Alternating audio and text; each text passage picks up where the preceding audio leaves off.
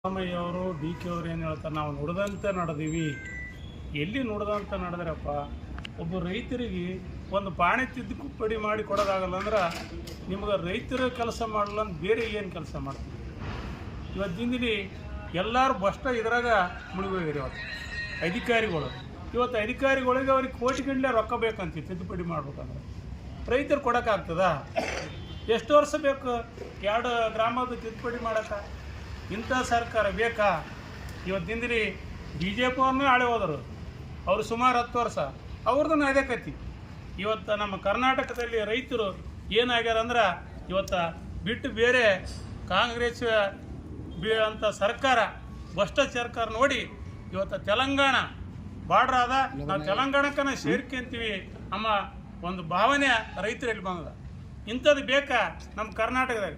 ನಾವು ರಕ್ಷಣೆ ಕೊಡ್ತೀವಿ ಗಡಿ ಭಾಗದವ್ರಿಗೆ ಅಂತೇಳಿ